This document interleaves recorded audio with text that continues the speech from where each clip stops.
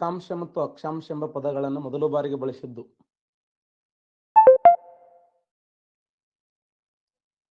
First ಯಾರು ಬಳಕೆ ಮಾಡಿದರು?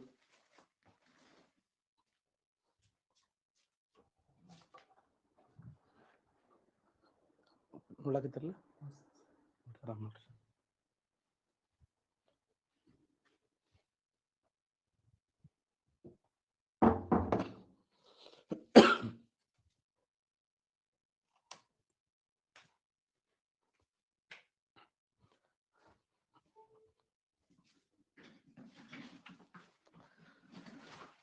ರೇಖಾಂಶ ಮತ್ತು ಅಕ್ಷಾಂಶ ಎಂಬ ಪದಗಳನ್ನು ಮೊದಲ ಬಾರಿಗೆ ಬಳಕೆ ಮಾಡಿದವರು ಯಾರಂದ್ರೆ ಎರಾಸ್ಟಾನಿಸ್. ನೋಡಿ, ಫಸ್ಟ್ ಬಳಕೆ ಮಾಡಿದವರು ಯಾರಂದ್ರೆ ಎರಾಸ್ಟಾನಿಸ್.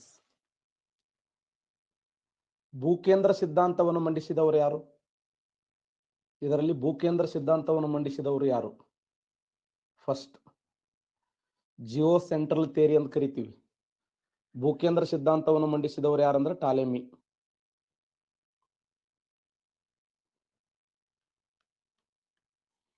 ಭೂಕೇಂದ್ರ ಸಿದ್ಧಾಂತವನ್ನು ಮಂಡಿಸಿದವರು ಯಾರಂದ್ರೆ ಟಾಲೆಮಿ. ನೋಡಿ,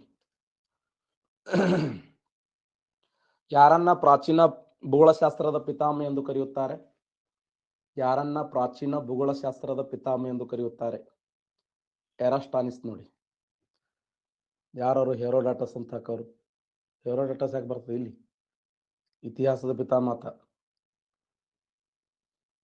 ಆಧುನಿಕ ಭೂಗೋಳಶಾಸ್ತ್ರದ ಪಿತಾಮಹ ಯಾರು?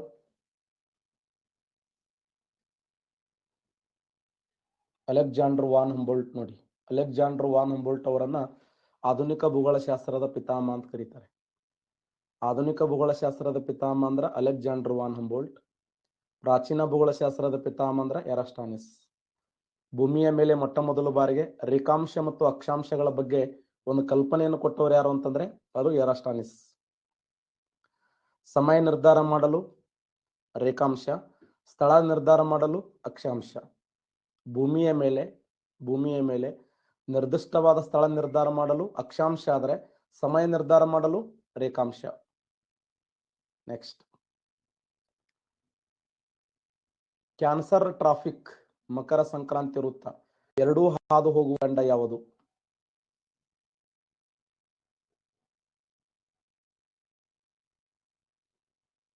ಎರಡೂ ಹಾದು ಹೋಗಬೇಕು ಆ ಖಂಡದಲ್ಲಿ.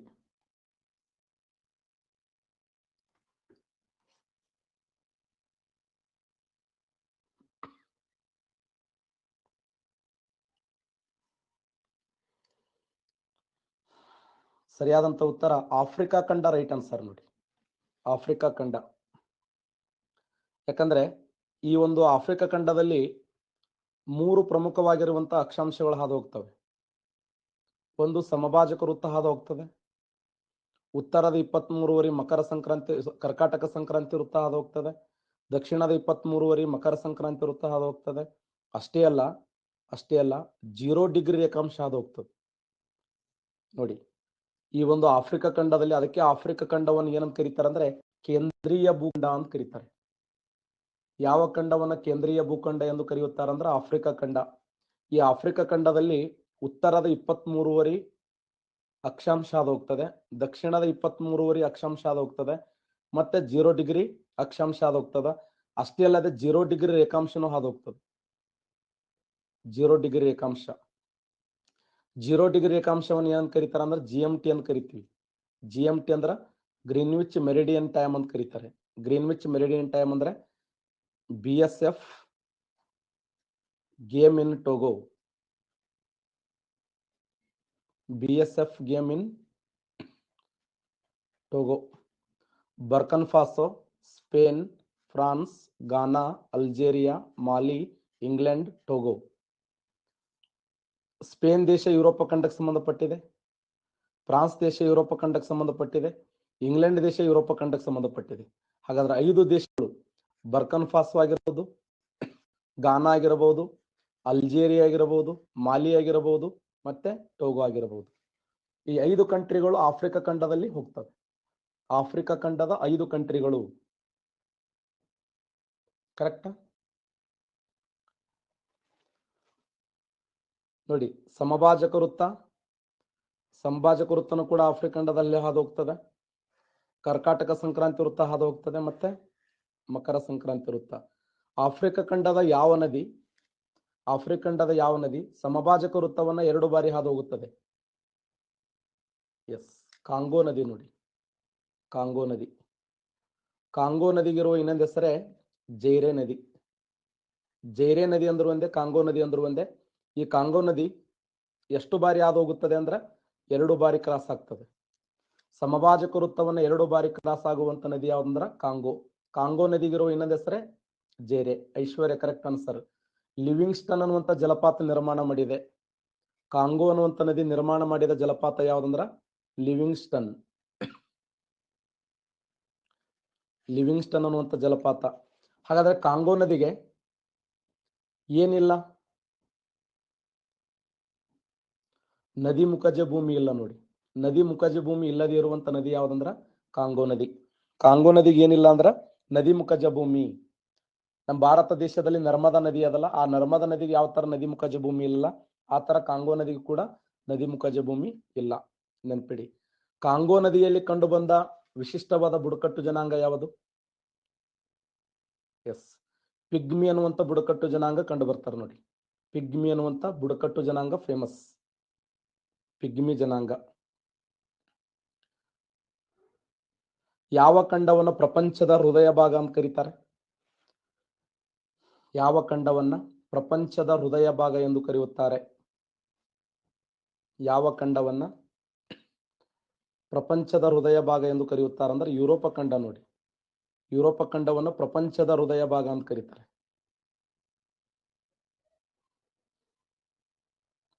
ಯಾವ ಖಂಡವನ್ನ ಪ್ರೈರಿಸ್ ನಾಡು ಎನ್ನುವರು? ಪ್ರೈರಿಸ್ ನಾಡು ಯಾವುದು? ಎಸ್, ಉತ್ತರ ಅಮೆರಿಕ ನೋಡಿ. ಉತ್ತರ ಅಮೆರಿಕವನ್ನ ಪ್ರೈರಿಸ್ ನಾಡು ಅಂತ ಕರೀತಾರೆ. ಯಾಕಂದ್ರೆ ಅಲ್ಲಿ ಕಂಡು ಬರುವ ಪ್ರಸಿದ್ಧವಾದ ಹುಲ್ಲುಗಾವಲು ಯಾವ್ದಂದ್ರ ಪ್ರೈರಿಸ್ ಅನ್ನುವಂತ ಹುಲ್ಲುಗಾವಲಿದೆ. ಯಾವ ಖಂಡವನ್ನ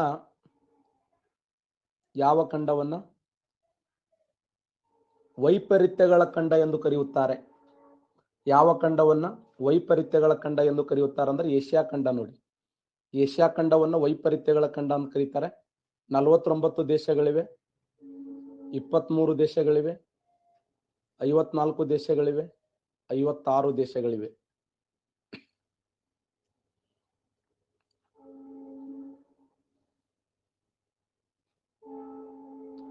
ಅಟ್ಲಾಸ್ ಪರ್ವತಗಳು ಯಾವ ಖಂಡದಲ್ಲಿ ಕಂಡುಬರುತ್ತವೆ?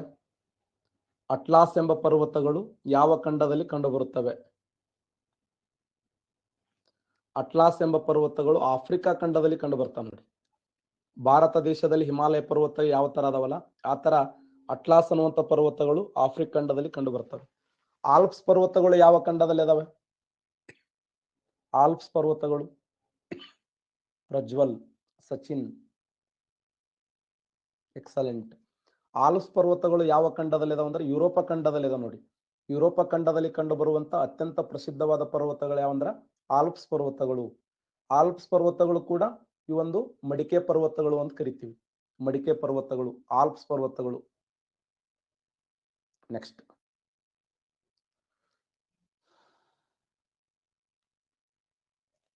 UPSC ಕ್ವಶನ್ ನೋಡಿದು ನಾ ಕೇಳ್ತಾ ಇರೋದು ಅಷ್ಟು UPSC, ಬಹುತೇಕ UPSC ಕ್ವಶನ್ಗಳದಾವೆ. ಕೆಳಗಿನ ಹೇಳಿಕೆಗಳನ್ನು ಪರಿಗಣಿಸಿ ಮತ್ತು ಸರಿಯಾದ ಉತ್ತರವನ್ನು ಆಯ್ಕೆ ಮಾಡಿ. ಕೆಳಗೆ ನೀಡಲಾದ ಕೋಡ್ಗಳನ್ನು ಬಳಸಿ ಪ್ರತಿಪಾದನೆ. ಸಮಭಾಜಕದಲ್ಲಿ ದಿನದ ಉದ್ದವು ಯಾವಾಗಲೂ 12 ಗಂಟೆ. ಸಮಭಾಜಕದಲ್ಲಿ ಸೂರ್ಯನ ಕಿರಣಗಳು, ಘಟನೆ, ಕೋನವು ಸ್ಥಿರವಾಗಿರುತ್ತವೆ. ಎ ಮತ್ತು ಆರ್ ಎರಡೂ ನಿಜ ಮತ್ತು ಆರ್ ಎಂಬುದು ಸರಿಯಾದ ವಿವರಣೆ. ಎ ಮತ್ತು ಆರ್ ಎರಡೂ ನಿಜ, ಆದರೆ ಆರ್ ಎಂಬುದು ಸರಿಯಾದ ವಿವರಣೆ ಅಲ್ಲ. ಎ ನಿಜ ಆದರೆ ಆರ್ ತಪ್ಪು, ಎ ಸುಳ್ಳು ಆದರೆ ಆರ್ ನಿಜ. ಮೇಲಿನ ಎಲ್ಲವೂ ಸರಿಯಾಗಿವೆ, ಮೇಲಿನ ಎಲ್ಲವೂ ತಪ್ಪಾಗಿದೆ. ನಾವು ಎಕ್ಸಾಮ್ ಅಲ್ಲಿ ಬಂದಿದ್ದೆ ದೊಡ್ಡ ತಪ್ಪಾಗಿದೆ. ಆನ್ಸರ್ ಮಾಡ್ತೀರಿ?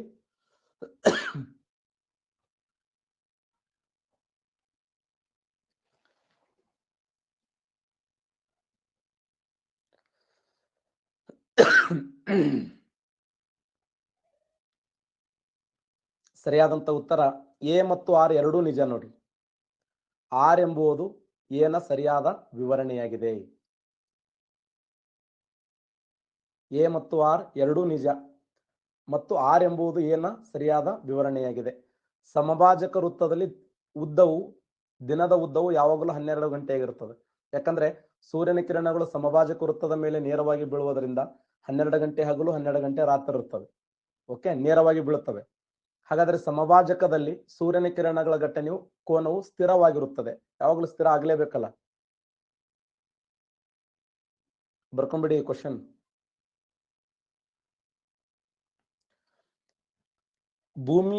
ಭೂಮಿಯ ಕೆಳಗಿನ ಯಾವ ಗುಣಲಕ್ಷಣಗಳನ್ನ ಟೆಟ್ರಾಹೆಡ್ರಲ್ ಊಹೆಯಿಂದ ವಿವರಿಸಲಾಗಿಲ್ಲ?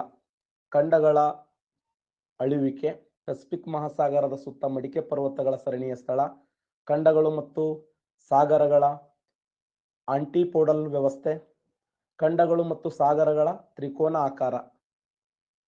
ಆನ್ಸರ್ ಮಾಡ್ತೀರಿ?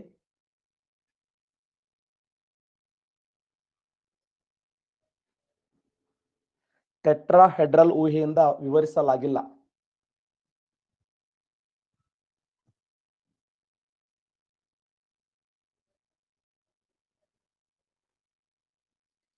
ಟೆಟ್ರಾಹೆಡ್ರಲ್ ಅಂದ್ರೆ ಯಾವ ಸಿದ್ಧಾಂತ ಹೇಳಿ ನೋಡೋಣ. ಟೆಟ್ರಾಹೆಡ್ರಲ್ ಅಂದ್ರೆ ಯಾವ ಸಿದ್ಧಾಂತ?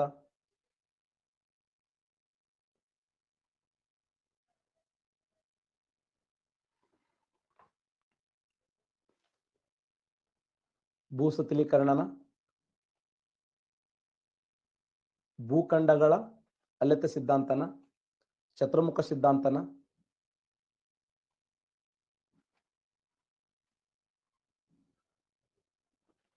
ಭೂಫಲಕಗಳ ಸಿದ್ಧಾಂತನ? ಚತುರ್ಮುಖ ಸಿದ್ಧಾಂತಕ್ಕೆ ಸಂಬಂಧಪಟ್ಟಿದೆ ಇದು. ಚತುರ್ಮುಖ ಭೂಖಂಡಗಳ ಅಲಿವಿಕೆ. ಭೂಖಂಡಗಳ ಅಲಿವಿಕೆ ಅಂತಂದ್ರೆ ಏನು? ಭೂಖಂಡಗಳ ಅಲೆತ ಸಿದ್ಧಾಂತಕ್ಕೆ ಸಂಬಂಧಪಟ್ಟಿದೆ. ಭೂಖಂಡಗಳ ಅಲೆತ ಸಿದ್ಧಾಂತಕ್ಕೆ ಈ 3 ಅಂಶಗಳು ಕರೆಕ್ಟ್ ಆಗ್ತವೆ. ಪೆಸಿಫಿಕ್ ಮಹಾಸಾಗರ ಸುತ್ತ ಮಡಿಕೆ ಪರ್ವತಗಳ ಸರಣಿಯ ಸ್ಥಳ, ಖಂಡಗಳು ಮತ್ತು ಸಾಗರಗಳ ಆಂಟಿಪೋಡಲ್ ವ್ಯವಸ್ಥೆ, ಖಂಡಗಳು ಮತ್ತು ಸಾಗರಗಳ ತ್ರಿಕೋನಾಕಾರ ವ್ಯವಸ್ಥೆ. ಆದರೆ ಪ್ರಪಂಚದಲ್ಲಿ ಮೊಟ್ಟ ಮೊದಲ ಬಾರಿಗೆ ಹೈಯೆಸ್ಟ್ ದ್ವೇಷ ಮಾಡಿದ ಸಿದ್ಧಾಂತ ಯಾವುದಂತಂದ್ರೆ ಅದು ಚತುರ್ಮುಖ ಸಿದ್ಧಾಂತ ಅಂತ ಗುರುತಿಸ್ತೀವಿ. ಚತುರ್ಮುಖ ಸಿದ್ಧಾಂತ ಅಂದ್ರೆ ಏನು?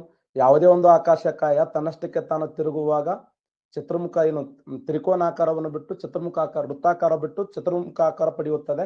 ಆಗ 4 ಏಣುಗಳು 4 ತಗ್ಗುಗಳು ಸೃಷ್ಟಿಯಾಗ್ತವೆ. 4 ಏಣುಗಳೇ ಭೂಭಾಗ, 4 ತಗ್ಗುಗಳೇ ಸಾಗರ ಅಂತ ಬರ್ತದೆ. ಮುಂದೆ ಅದನ್ನ ಎಕ್ಸ್ಪ್ಲೇನ್ ಮಾಡ್ತೀನಿ ನಿಮ್ಗೆ. ಬಟ್ ಅದನ್ನು ಒಪ್ಪಿಕೊಂಡಿಲ್ಲ. ಕೆಳಗಿನ ಹೇಳಿಕೆಗಳನ್ನು ಪರಿಗಣಿಸಿ. ಸುಮಾರು 30 ಡಿಗ್ರಿಯಿಂದ 35 ಎನ್ ಮತ್ತು ಎಸ್ ಅಕ್ಷಾಂಶಗಳಲ್ಲಿ ಸಾಗರಗಳ ಮೇಲಿರುವ 2 ಪಟ್ಟಿಗಳಲ್ಲಿ ಯಾವುದಾದರೂ ಒಂದನ್ನು ಕುದುರೆ ಅಕ್ಷಾಂಶ ಎಂದು ಕರೆಯಲಾಗುತ್ತದೆ. ಕುದುರೆ ಅಕ್ಷಾಂಶ ಕಡಿಮೆ ಒತ್ತಡ ಪಟ್ಟಿಯ ಮೇಲೆ ನೀಡಿರುವ ಹೇಳಿಕೆಗಳು ಕುದುರೆ ಅಕ್ಷಾಂಶವು ಕಡಿಮೆ ಒತ್ತಡದ ಪಟ್ಟಿಗಳು ಮೇಲೆ ನೀಡಿರುವ ಹೇಳಿಕೆಗಳಲ್ಲಿ ಯಾವುದು ಸರಿಯಾಗಿದೆ? 1 ಮಾತ್ರ ಸರಿಯಾಗಿದೆ, 2 ಮಾತ್ರ ಸರಿಯಾಗಿದೆ, 1 ಮತ್ತು 2 ಸರಿಯಾಗಿದೆ, 1 ಅಥವಾ 2 ಅಲ್ಲ. ಸುಮಾರು 30ರಿಂದ 35 ಎನ್ ಮತ್ತು ಎಸ್ ಅಕ್ಷಾಂಶಗಳ ಸಾಗರ ಮೇಲಿರುವ 2 ಪಟ್ಟಿಗಳಲ್ಲಿ ಯಾವುದಾದರೂ ಒಂದನ್ನು ಕುದುರೆ ಅಕ್ಷಾಂಶ ಎಂದು ಕರೆಯಲಾಗುತ್ತದೆ. ಕುದುರೆ ಅಕ್ಷಾಂಶವು ಕಡಿಮೆ ಒತ್ತಡ ಪಟ್ಟಿಯಾಗಿರುತ್ತದೆ. ಆನ್ಸರ್ ಮಾಡ್ತೀರಿ?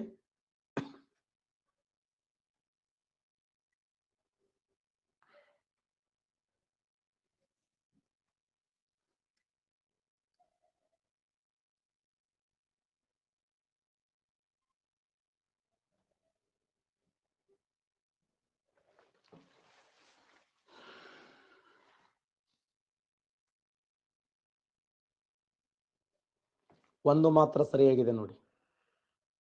1 ಮಾತ್ರ ಸರಿಯಾಗಿದೆ.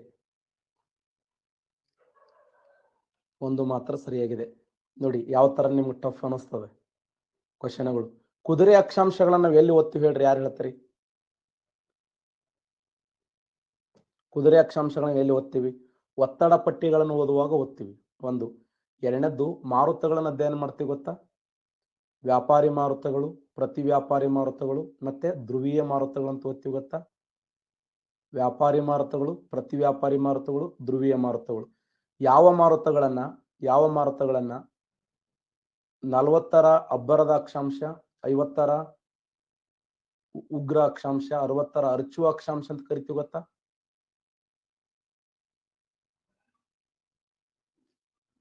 ಪ್ರತಿ ವಾಣಿಜ್ಯ ಮಾರುತಗಳು ಅಂದ್ರೆ ಇವೆ. ಚಂಡಮಾರುತಗಳಲ್ಲ, ವಾಣಿಜ್ಯ ಮಾರುತಗಳಿಗೆ ಸಂಬಂಧಪಟ್ಟಂತೆ.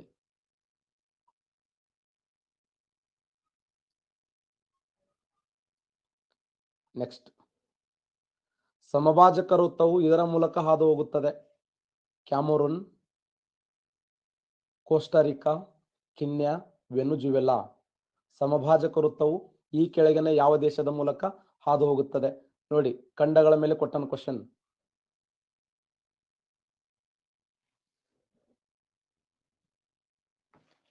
ಇದನ್ನು ಕರೆಕ್ಟ್ ಆನ್ಸರ್ ಮಾಡ್ರಿ ನೋಡೋಣ. ಇದು ಒಂದರ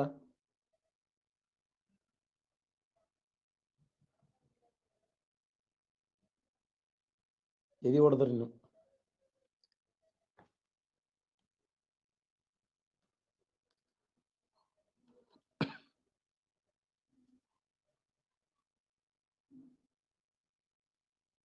ಟೋಟಲ್ 13 ದೇಶಗಳ ಮೇಲೆ ಹಾದು ಹೋಗ್ತದೆ. ದಕ್ಷಿಣ ಅಮೆರಿಕದ 3 ದೇಶಗಳು, ಏಷ್ಯಾ ಖಂಡದ 3 ದೇಶಗಳು, ಆಫ್ರಿಕಂಡದ 7 ದೇಶಗಳು. ಆಫ್ರಿಕಂಡದ 7 ದೇಶಗಳು ಯಾವುವು? ಕಿನ್ಯಾ, ಉಗಂಡ, ಸೊಮಾಲಿಯಾ,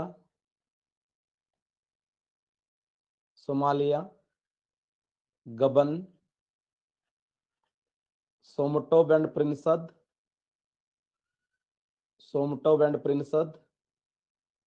ಮತ್ತೆ ರಿಪಬ್ಲಿಕ್ ಆಫ್ ಕಾಂಗೋ,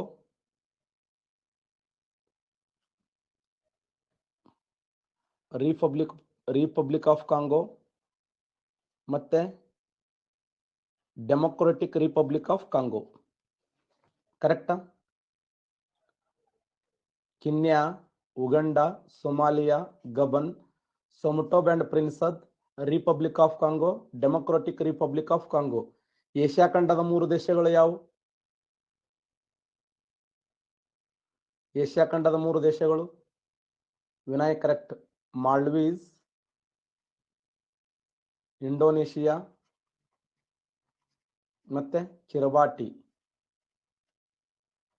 ದಕ್ಷಿಣ ಅಮೆರಿಕದ 3 ದೇಶಗಳು ಯಾವುವು? ದಕ್ಷಿಣ ಅಮೆರಿಕದ 3 ದೇಶಗಳು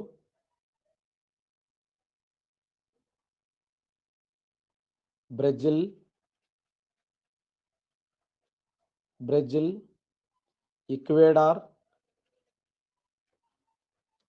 ಇಕ್ವೆಡಾರ್ ಮತ್ತೆ ಕೊಲಂಬಿಯಾ.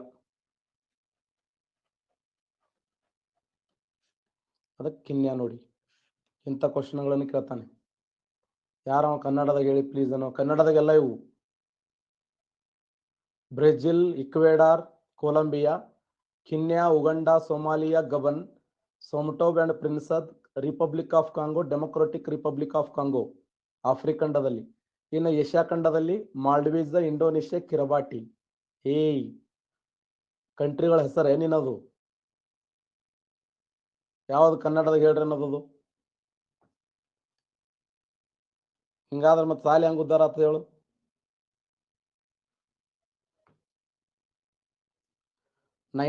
ಈರಿಡ್ಸ್ ಟಿಮ್ನಲ್ಲಿದೆ, ಅಟ್ಲಾಂಟಿಕ್ ಸಾಗರದಲ್ಲಿದೆ, ಹಿಂದೂ ಮಹಾಸಾಗರದಲ್ಲಿದೆ, ಪೆಸಿಫಿಕ್ ಸಾಗರದಲ್ಲಿದೆ, ಮೆಡಿಟೇರಿಯನ್ ಸಾಗರದಲ್ಲಿದೆ.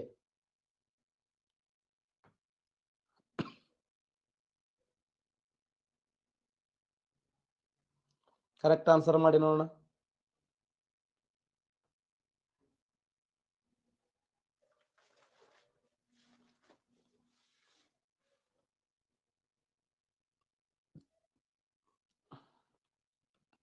ಹಿಂದೂ ಮಹಾಸಾಗರದಲ್ಲಿ ಬರ್ತದೆ ನೋಡಿ, ಹಿಂದೂ ಮಹಾಸಾಗರ.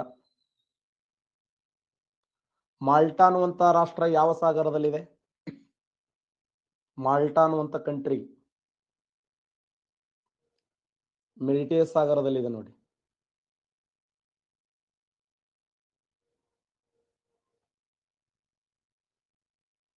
ಆಫ್ರಿಕಾ ಖಂಡ ಮತ್ತು ಯುರೋಪ ಖಂಡಗಳ ಮಧ್ಯೆ ಕಂಡುಬರುವ ಸಾಗರ ಯಾವುದು?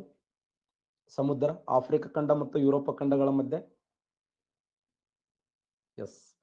ಇದೇ ಮೆಡಿಟೇರಿಯನ್ ಸಾಗರ ಕಂಡು ಬರ್ತದೆ ನೋಡಿ. ಸರ್ಗ್ಯಾಸ್ ಎಂಬ ಸಮುದ್ರ ಯಾವ ಸಾಗರದಲ್ಲಿ ಕಂಡು ಬರ್ತದೆ? ಸರ್ಗ್ಯಾಸ್ ಅನ್ನುವಂಥ ಸಮುದ್ರ ಇದು ಸಮುದ್ರದ ತೀರ ಇಲ್ಲದೆ ಇರುವಂತ ಸಮುದ್ರ, ಅಟ್ಲಾಂಟಿಕ್ ಸಾಗರದಲ್ಲಿ ಕಂಡು ಬರ್ತದೆ ನೋಡಿ. ಕ್ವಶನ್ ಏನ್ ಕೇಳಿದಾನ, ಪ್ರಪಂಚದಲ್ಲಿ ಯಾವ ಸಮುದ್ರಕ್ಕೆ ತೀರ ಇಲ್ಲ, ಸಮುದ್ರಕ್ಕೆ ದಂಡೆ ಇಲ್ಲ ಅಂದ್ರ ಅದು ಸರ್ಗ್ಯಾಸ್ ಅನ್ನುವಂಥ ಸಮುದ್ರ. ಅದು ಯಾವ ಸಾಗರದಲ್ಲಿದೆ ಅಂದ್ರೆ ಅಟ್ಲಾಂಟಿಕ್ ಸಾಗರದಲ್ಲಿದೆ. ಯಾವ ಸಾಗರವನ್ನ ಗರಿಷ್ಠ ಉಷ್ಣಾಂಶ ಭರಿತವಾದ ಸಾಗರ ಅಂತ ಕರಿತೀವಿ? ಉಷ್ಣಾಂಶ ಭರಿತ ಮತ್ತು ಲವಣಾಂಶ ಭರಿತವಾದ ಸಾಗರ. ಉಷ್ಣಾಂಶ ಮತ್ತು ಲವಣಾಂಶ, ಉಷ್ಣಾಂಶ ಮತ್ತು ಲವಣಾಂಶ ಎರಡು ಅಂತಂದ್ರೆ ಅಟ್ಲಾಂಟಿಕ್ ಸಾಗರ ನೋಡಿ. ಅಟ್ಲಾಂಟಿಕ್ ಸಾಗರ. ಪ್ರಪಂಚದಲ್ಲಿ ಅತಿ ಹೆಚ್ಚು ಜಲಸಾರಿಗೆ ಹೊಂದಿದ ಸಾಗರ ಯಾವುದು? ಜಗತ್ತಿನಲ್ಲಿ ಗರಿಷ್ಠ ಜಲಸಾರಿಗೆ ಹೊಂದಿದ ಸಾಗರ ಇದೇ ಅಟ್ಲಾಂಟಿಕ್ ಸಾಗರ ನೋಡಿ. ಯಾವ ಸಾಗರವನ್ನ ಪ್ಯಾಂಥಲಸ್ ಅಂತ ಕರೀತಿದ್ರು? ಯಾವ ಸಾಗರವನ್ನ ಪ್ಯಾಂಥಲಸ್, ಪೆಸಿಫಿಕ್ ಸಾಗರ ನೋಡಿ. ಯಾವ ಸಾಗರವನ್ನ ರತ್ನಾಕರ ಎಂದು ಕರೆಯುತ್ತಿದ್ದರು? ಚೋಟೆ ಆ ಫೋಟೋ ಗಿಟ್ಟು ತೆಗಿಯಲ್ಲಿ ಅದನ್ನು ನೋಡಿ, ಎಲ್ಲಿಂದ ಹಾಕೋಣ.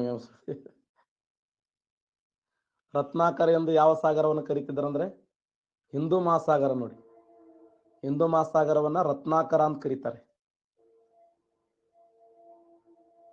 ರತ್ನಾಕರ.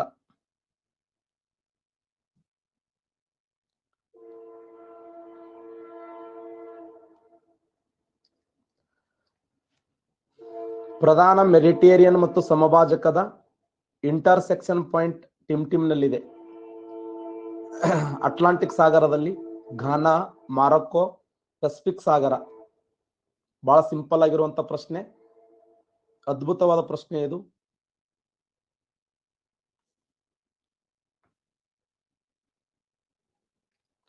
ಪ್ರಧಾನ ಮೆಡಿಟೇರಿಯನ್ ಮತ್ತು ಸಮಭಾಜಕ intersection point.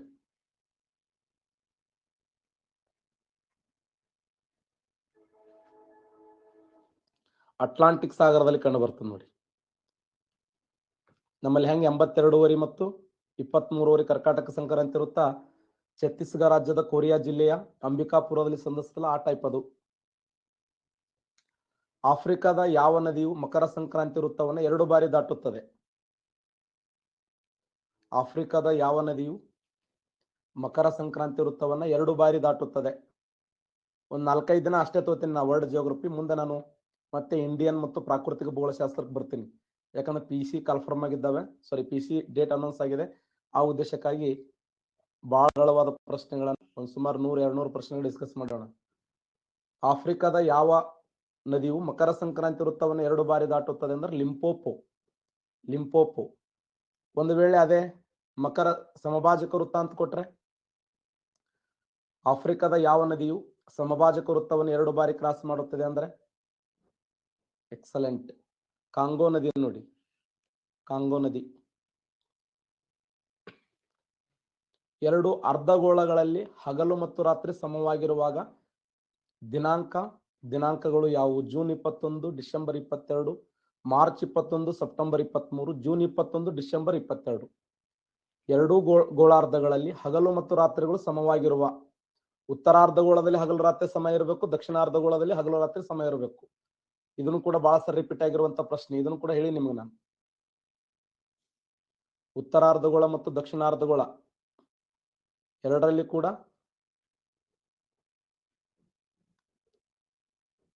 S 70% correct answer ಮಾಡಿದ್ದೀರಿ. Very good. ಮಾರ್ಚ್ 21 ಮತ್ತೆ ಸೆಪ್ಟೆಂಬರ್ 23 ನೋಡಿ. ಮಾರ್ಚ್ 21 ಮತ್ತು ಸೆಪ್ಟೆಂಬರ್ 23ರಂದು ಸೂರ್ಯನ ಕಿರಣಗಳು ಸಮಭಾಜಕ ವೃತ್ತದ ಮೇಲೆ ನೇರವಾಗಿ ಬೀಳುವುದರಿಂದ ಉತ್ತರಾರ್ಧಗೋಳ ಮತ್ತು ದಕ್ಷಿಣಾರ್ಧಗೋಳದಲ್ಲಿ ಸಮಹಗಲು ಸಮರಾತ್ರಿ ಇರ್ತವೆ. ಹಾಗಾದ್ರೆ ಉತ್ತರಾರ್ಧಗೋಳದಲ್ಲಿ ದೀರ್ಘ ಹಗಲು ಇರುವ ದಿನ ಯಾವುದು? ಉತ್ತರಾರ್ಧಗೋಳದಲ್ಲಿ ದೀರ್ಘ ಹಗಲು ಇರುವ ದಿನ ಯಾವುದು? ಜೂನ್ 21 ನೋಡಿ. ದಕ್ಷಿಣಾರ್ಧಗೋಳದಲ್ಲಿ ದೀರ್ಘ ಹಗಲು ಇರುವ ದಿನ ಯಾವುದು?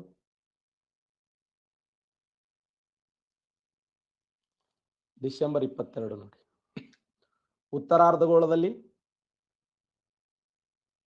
ದೀರ್ಘ ಹಗಲಿರೋ ದಿನ ಅಂದ್ರೆ ಜೂನ್ 21. ದಕ್ಷಿಣಾರ್ಧಗೋಳದಲ್ಲಿ ದೀರ್ಘ ಹಗಲಿರೋ ದಿನ ಯಾವ್ದಂದ್ರ ಡಿಸೆಂಬರ್ 22. ನೆಕ್ಸ್ಟ್,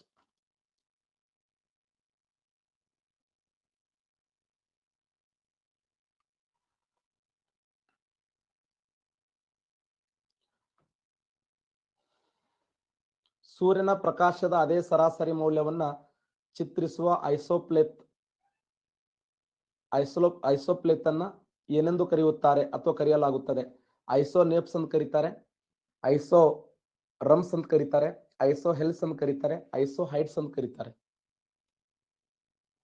ಇದು ಕೂಡ ಇಂಪಾರ್ಟೆಂಟ್ ಕ್ವೆಶ್ಚನ್.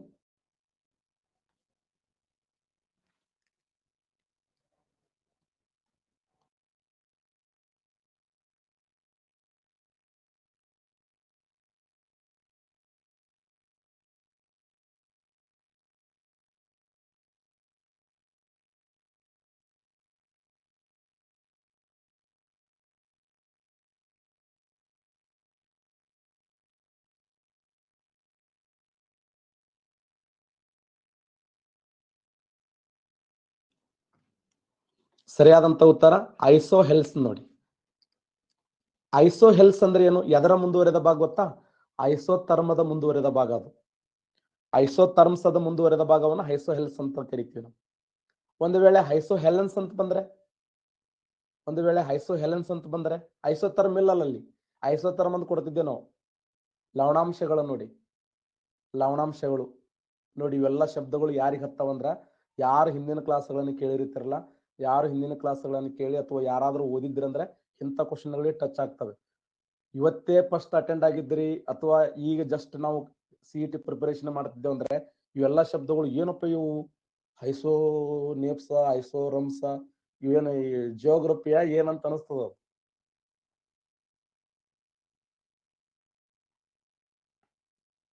ಭೂಮಿಯ ಮೇಲೆ ಸಮಮೋಡಗಳನ್ನು ಸೇರಿಸುವ ಸರಳ ರೇಖೆಗೆ, ಸಮಮೋಡಗಳನ್ನು ಸೇರಿಸುವ ಸರಳ ರೇಖೆಗೆ ಐಸೋನೇಪ್ಸ್. ಸಮ ಮಂಜಿನ ಹನಿಗಳನ್ನು ಸೇರಿಸುವ ಸರಳ ರೇಖೆಗೆ, ಸಮ ಮಂಜಿನ ಹನಿಗಳನ್ನು ಸೇರಿಸುವ ಸರಳ ರೇಖೆಗೆ ಐಸೋರೋಪ್ಸ್. ಡಿ ಯಾಕ? ಸಮ ಮಳೆಗಳನ್ನ, ಸಮ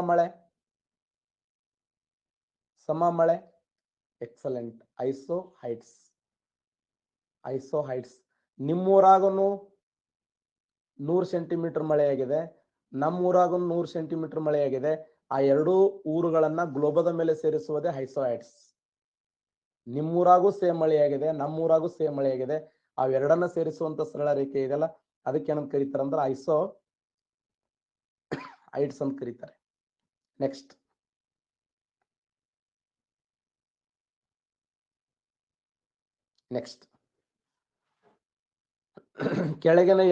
ಕೆಳಗಿನ ಎರಡು ದೇಶಗಳಲ್ಲಿ ಯಾವುದು 49ನೇ ಸಮಾಂತರದಿಂದ ಬೇರ್ಪಟ್ಟಿದೆ? ಫ್ರಾನ್ಸ್ ಮತ್ತು ಜರ್ಮನಿ, USA ಮತ್ತು ಕೆನಡಾ, ಉತ್ತರ ಕೊರಿಯಾ ಮತ್ತು ದಕ್ಷಿಣ ಕೊರಿಯಾ, ಮೆಕ್ಸಿಕೋ ಮತ್ತು USA.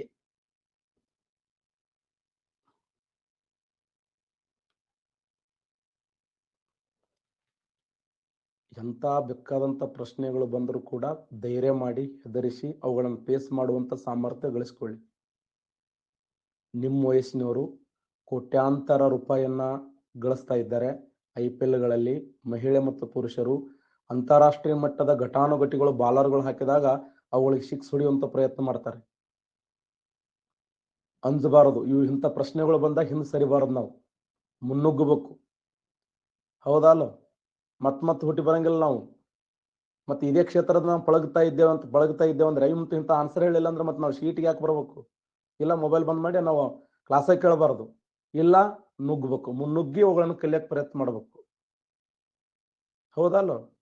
ಯಾರು ಮಹಾತ್ಮ ಗಾಂಧಿ ಏನ್ ಹೇಳಿದಾರೆ? ಮಾಡು ಇಲ್ಲವೇ ಮಡಿ, ಡೂ ಆರ್ ಡೈ.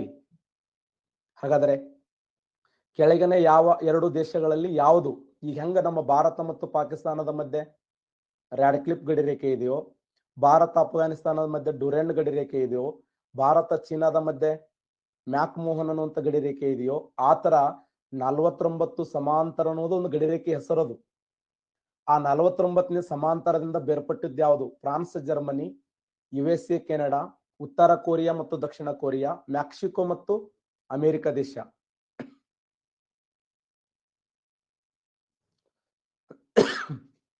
ಎಕ್ಸಲೆಂಟ್. ಸರಿಯಾದಂತ ಉತ್ತರ ಅಮೆರಿಕ ಮತ್ತು ಕೆನಡಾ. ರೈಟ್ ಆನ್ಸರ್ ನೋಡಿ. ಅಮೆರಿಕ ಮತ್ತು ಕೆನಡಾ ದೇಶಗಳನ್ನ ಬೇರ್ಪಡಿಸುವಂತ ಒಂದು ರೇಖೆ ಯಾವ್ದಂದ್ರೆ 49 ಸಮಾಂತರ ಗಡಿ ರೇಖೆ. ಬರ್ಕೋರಿ, ಒಂದ್ಸರಿ ಬರ್ರಿ, ಮತ್ತೊಂದ್ಸರಿ ಪಲ್ಟ್ ಆಗ್ಲಕತ್ರಿ, ಮತ್ತೆ ಕೇಳಿದಾಗ ಆನ್ಸರ್ ಮಾಡೋದು. ಹಾಗಾದರೆ ಅಮೆರಿಕ ಮತ್ತು ಕೆನಡಾ ದೇಶಗಳ ಮಧ್ಯದಲ್ಲಿ 49 ಸಮಾಂತರ ಅನ್ನುವಂಥ ರೇಖೆ ಏನ್ ಮಾಡ್ತಂದ್ರ ಡಿವೈಡ್ ಮಾಡ್ತದ.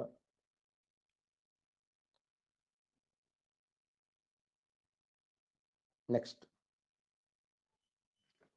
ಅಂತಾರಾಷ್ಟ್ರೀಯ ದಿನಾಂಕ ರೇಖೆ ಸಮಭಾಜಕ ವೃತ್ತ 0 ಡಿಗ್ರಿ ರೇಖಾಂಶ, 90 ಡಿಗ್ರಿ ಪೂರ್ವ ರೇಖಾಂಶ, 180 ಪಶ್ಚಿಮ ಮತ್ತು ಪೂರ್ವ ರೇಖಾಂಶ.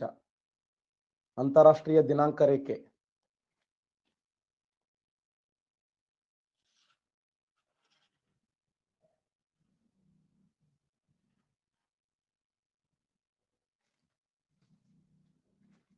ಶಬಾಷ್.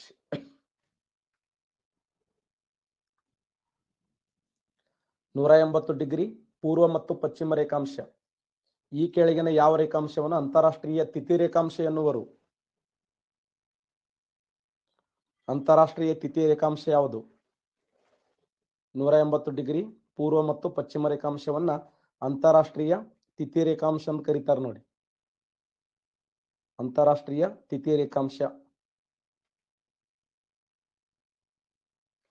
ಪ್ರಪಂಚದ ಯಾವ ಖಂಡ ಮರುಭೂಮಿಯನ್ನು ಹೊಂದಿಲ್ಲ?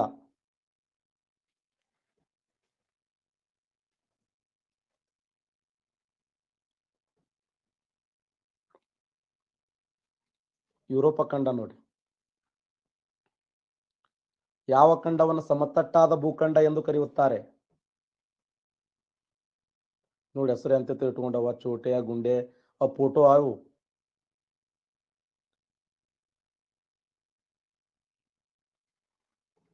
ಆಸ್ಟ್ರೇಲಿಯಾ ನೋಡಿ. ನಿಮಗೆ ಚಿಕ್ಕ ಚಿಕ್ಕ ಫೋಟೋ ಕಾಣುತ್ತ, ನಾವು ದೊಡ್ಡ ಫೋಟೋ ಕಾಣ್ತಾವ ಇಲ್ಲಿ. ಅವು ನೀವು ಇಟ್ಟದ್ದವು, ನೀವು ಡಿ ಪಿ ಇಟ್ಟಿರಲ್ಲ, ಅವು ನೋಡಿದ್ರೆ ಎದಿ ಜಲ್ ಅಂತ ನನಗೆ. ತೆಗೀರಿ ಅವಕ್ರ ಮೊದಲ. ಎಲ್ಲಿಂದ ಹುಡ್ಕೊಂಡ್ಬರ್ತಾವ, ಏನ್ ಸುದ್ದೇವು ನೀವು ತೆಗೆಲತ್ ನೋಡಿ. ನೋ ಸರ್ ಅಂತ ನಂದು ವಾಜ್ಯನ ಒಂದು ಪುಣ್ಯ, ಮತ್ತೆ ಏನೋ ಮಾಡಕ್ಕಾಗಲ್ಲ. ಯಾವ ಖಂಡವನ್ನು ಸಮತಟ್ಟಾದ ಮರುಭೂಮಿಗಳ ಖಂಡ ಎಂದು ಕರೆಯುತ್ತಾರೆ? ಯಾವ ಖಂಡವನ್ನ ಸಮತಟ್ಟಾದ ಮರುಭೂಮಿಗಳ ಖಂಡ ಎಂದು ಕರೆಯುತ್ತಾರೆ ಅಂದ್ರೆ ಆಸ್ಟ್ರೇಲಿಯಾ ಖಂಡ.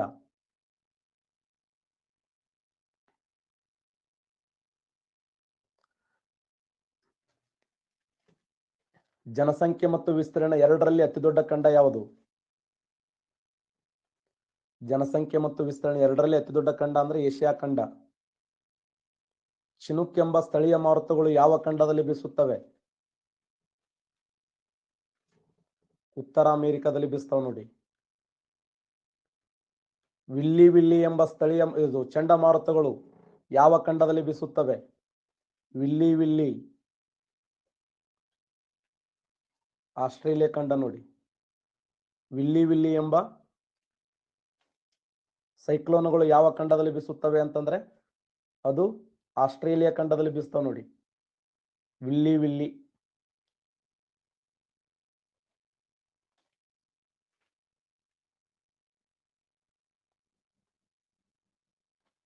ನೆಕ್ಸ್ಟ್, ಏಷ್ಯಾವು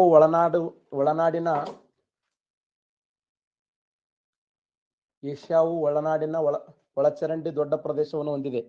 ಯಾಕೆ ಹೀಗೆ? ಮಳೆಯು ಕಾಲೋಚಿತವಾಗಿದೆ ಮತ್ತು ಕಡಿಮೆ.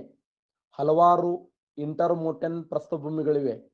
ನದಿಯ ಕಾಲುವೆಗಳು ಲಾವಾ ಹರಿವಿನಿಂದ ತಡೆಯಲ್ಪಟ್ಟುತ್ತವೆ. ಇದು ಬಹಳ ದೊಡ್ಡ ಖಂಡವಾಗಿದೆ. ಯಾಕಂದ್ರೆ ಏಷ್ಯಾ ಖಂಡದಲ್ಲಿ ಈ ಗ್ರೌಂಡ್ ವಾಟರ್ ಅಂತ ಕರಿತೀವಲ್ಲ, ಅಂತರ್ಜಲದ ಪ್ರಮಾಣ, ನದಿಗಳ ಒಳಚರಂಡಿ ವ್ಯವಸ್ಥೆ ದೊಡ್ಡ ಪ್ರಮಾಣದಲ್ಲಿ ಕಂಡು ಬರ್ತವೆ. ಇದಕ್ಕೆ ಕಾರಣ ಏನು ಅಂತ ಕ್ವಶನ್ ಆಗಿದೆ. ಇದಕ್ಕೆ ಮುಖ್ಯವಾಗಿರುವಂತ ಕಾರಣ ಏನು?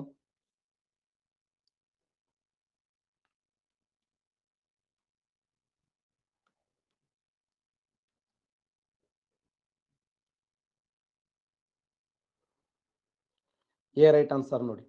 ಮಳೆಯು ಕಾಲೋಚಿತವಾಗಿದೆ ಮತ್ತು ಕಡಿಮೆ. ಇದು ಬಹಳ ಸರಿ ರಿಪೀಟ್ ಆದ ಪ್ರಶ್ನೆ ನೋಡಿ. ಕನ್ನಡಿಯಲ್ಲಿ ಪ್ರತಿಬಿಂಬವನ್ನು ರೂಪಿಸುವ ಖಂಡಗಳು ಯಾವಂತ ಕೇಳೋಣ. ಕನ್ನಡಿಯಲ್ಲಿ ಪ್ರತಿಬಿಂಬಿಸ್ತವೆ. ಕನ್ನಡಿಯಲ್ಲಿಟ್ರೆ ಒಂದು ಖಂಡ ನೋಡಿ, ಇನ್ನೊಂದು ಖಂಡ ಸೇಮ್ ಕಾಣ್ತದೆ. ಕನ್ನಡಿಯಲ್ಲಿ ಪ್ರತಿಬಿಂಬಿಸುವ ಎರಡು ಖಂಡಗಳು ಉತ್ತರ ಅಮೆರಿಕ, ದಕ್ಷಿಣ ಅಮೆರಿಕ. ಏಷ್ಯಾ ಮತ್ತು ಆಫ್ರಿಕಾ, ಆಫ್ರಿಕಾ ಮತ್ತು ದಕ್ಷಿಣ ಅಮೆರಿಕಾ, ಯುರೋಪ್ ಮತ್ತು ಏಷ್ಯಾ. ಪರಸ್ಪರ ಪ್ರತಿಬಿಂಬವನ್ನು ರೂಪಿಸುವಂತ ಖಂಡಗಳು. 57% ಕರೆಕ್ಟ್ ಆನ್ಸರ್ ಮಾಡಿದ್ದೀರಿ, ಎಕ್ಸಲೆಂಟ್. ಆಫ್ರಿಕಾ ಮತ್ತು ದಕ್ಷಿಣ ಅಮೆರಿಕ ನೋಡಿ. ಆಫ್ರಿಕಾ ಖಂಡವನ್ನ ಕನ್ನಡಿಲಿ ಇಟ್ಟರೆ ದಕ್ಷಿಣ ಅಮೆರಿಕ ನೋಡಿದಂಗೆ ಅನಿಸ್ತದ, ದಕ್ಷಿಣ ಅಮೆರಿಕವನ್ನ ಕನ್ನಡಿಲಿ ಇಟ್ಟರೆ ಆಫ್ರಿಕಾ ಖಂಡ ನೋಡಿದಂಗೆ ಅನಿಸ್ತದ.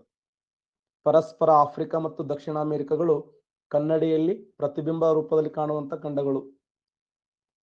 ಭೂಮಿಯ ಸಮಭಾಜಕ ವೃತ್ತದ ಸುತ್ತಳತೆ ಎಷ್ಟು? ಸುಮಾರು ಅಂತ ಕೊಟ್ಟಿದ್ದಾನೆ, ಸುಮಾರು 40,000 ಕಿಲೋಮೀಟರ್. ಅಂದಾಜು ಎಷ್ಟಂದ್ರೆ 40,000 ಮೀಟರ್ ಕರೆಕ್ಟ್ ಆನ್ಸರ್. ಸಮಭಾಜಕ ವೃತ್ತದ ಸುತ್ತಳತೆ.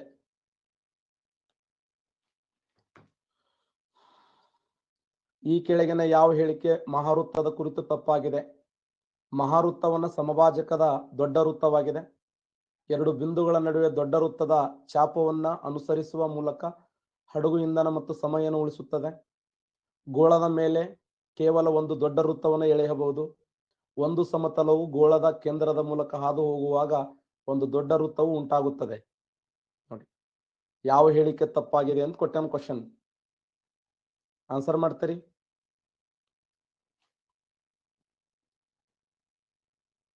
ಯಾವ್ದು ವೇಸ್ಟ್ ಆದ್ ನೋಡಿದ್ರಾಗ ವೇಸ್ಟ್ ಇದ್ದು ಹೊರಗೆ ಹಾಕ್ರಿ.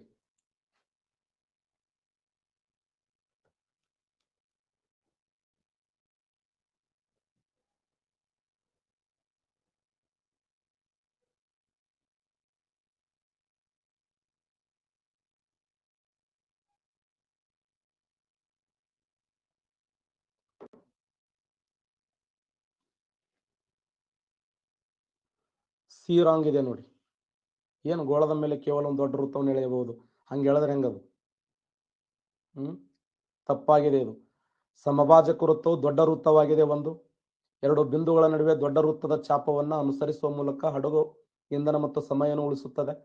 ಒಂದು ಸಮತಲವು ಗೋಳದ ಕೇಂದ್ರದ ಮೂಲಕ ಹಾದು ಹೋಗುವಾಗ ಒಂದು ದೊಡ್ಡ ವೃತ್ತ ಉಂಟಾಗುತ್ತದೆ ಅಂತ. 100%. ಇದನ್ನ ನಾವು ಏನಂತ ಕರಿತೀವಿ? ಸಂಭಾಜಕ ವೃತ್ತ ಅಂತ ಕರಿತೀವಿ, ಮಹಾ ಅಕ್ಷಾಂಶ ಅಂತ ಕರಿತೀವಿ, ಅತಿ ದೊಡ್ಡ ಅಕ್ಷಾಂಶ ಅಂತ ಕರಿತೀವಿ, ಶಾಂತ ಕಠಿಣ ವಲಯ ಅಂತ ಹೇಳಿ ಕರೀತಾರೆ, ಶಾಂತ ಕಠಿಣ ವಲಯ, ಡೋಲ್ ಡ್ರಮ್ ಅಂತ ಕರೀತಾರೆ. ಎಸ್ಕಿಮೋಗಳು ಚಳಿಗಾಲದ ಹಿಮಮನೆಯನ್ನ ಏನೆಂದು ಕರೆಯುತ್ತಾರೆ? ಎಸ್ಕಿಮೋಗಳು ಯೂರುಟ್ ಅಂತ ಕರೀತಾರೆ, ಯುಗ್ಲು ಅಂತ ಕರೀತಾರೆ, ಕಾಯಕ ಅಂತ ಕರೀತಾರೆ, ಟೋಪಿಕ್ ಅಂತ ಕರೀತಾರೆ. ಈ ತರ ವರ್ಲ್ಡ್ ಜಿಯೋಗ್ರಫಿಯಲ್ಲಿ ಕೇಳುವಂತ ಪ್ರಶ್ನೆಗಳು ನೋಡಿ. ಎಸ್ಕಿಮೋ ಅನ್ನುವಂತ ಒಂದು ಬುಡಕಟ್ಟು ಜನಾಂಗ ಇದು.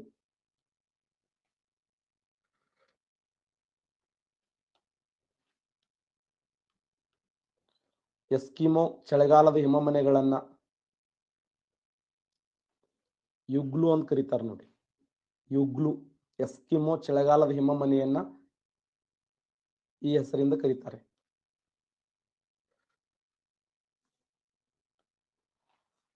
Last question. ಕೆಳಗಿನಲ್ಲಿ ಯಾವುದು ದಕ್ಷಿಣ ಆಫ್ರಿಕಾದಲ್ಲಿದೆ? ನೋಡಿ, ಎಷ್ಟು ಸಿಂಪಲ್ ಕ್ವಶನ್ ಇದೆ. ನನ್ನ ಪ್ರಕಾರ 100% ಮಾಡಿ ನೋಡಿ. ಅದನ್ನ ಕಡೆಗೆ ಒಂದು 80% ಕರೆಕ್ಟ್ ಆನ್ಸರ್ ಮಾಡಿ. Veld, pampas, downs, steppes. ಬಹಳ ಸರಿ ರಿಪೀಟ್ ಆಗಿರುವಂತ ಪ್ರಶ್ನೆ. ಇದನ್ನು ರಿಪೀಟ್ ಮಾಡಿ ನಿಮಗೆ. ಆಫ್ರಿಕಾದಲ್ಲಿ ಕಂಡು ಬರುವಂತ, ದಕ್ಷಿಣ ಆಫ್ರಿಕಾದಲ್ಲಿ ಕಂಡು ಬರುವ ಹುಲ್ಲುಗಾವಲು.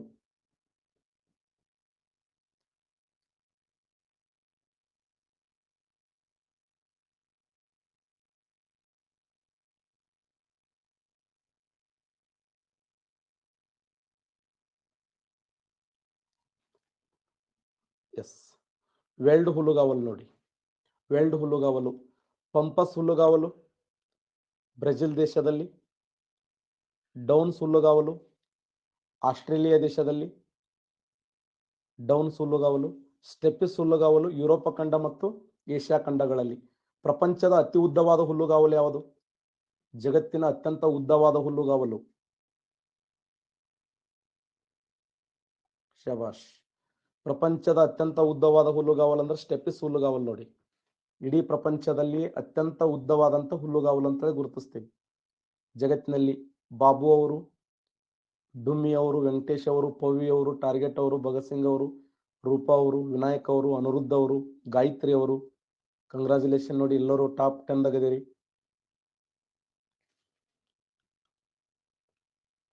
ನಿನ್ನೊಬ್ಬ ಟ್ರಿಕ್ ಮಾಡಿ ಕಳಿಸ್ಯಾನ. ಲವ್ ಬ್ರೆಕಾಫ್ ಅಂತ, ಲಾನೋಸಾ ವೆನಿಜುಲಾ, ಬ್ರೆಜಿಲ್ ಕಂಪಸ್, ಇದು ಯಾವುದು, ಪಂಪಸ್ ಅರ್ಜೆಂಟೈನಾ ಅಂತ. ಹುಲ್ಲುಗಾವಲು ಟ್ರಿಕ್ ಅಂತದು. ಇದನ್ನ ಹೇಳ್ರಿ ಕ್ಲಾಸ್ನಾಗ ಅಂತ ಒಂದ್ ಸಾವನ, ನಿಮ್ ಕೈಕಾಲು ಬಿಡುತ್ತ ಸರ್ ಕ್ಲಾಸ್ನಾಗ ಹೇಳ್ರಿ, ನಾ 8 ದಿನ ಕೂಡಿ ಅದನ್ನ ಟ್ರಿಕ್ ಮಾಡಿ.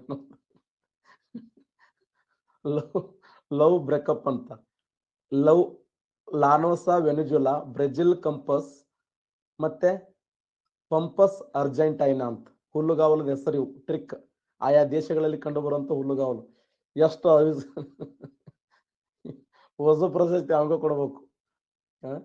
ವೆಲ್ಡ್ ಹುಲ್ಲುಗಾವಲು, ಪಂಪಸ್ ಹುಲ್ಲುಗಾವಲು, ಡೌನ್ಸ್ ಹುಲ್ಲುಗಾವಲು ಮತ್ತೆ ಸ್ಟೆಪ್ಪಿಸ್ ಹುಲ್ಲುಗಾವಲು.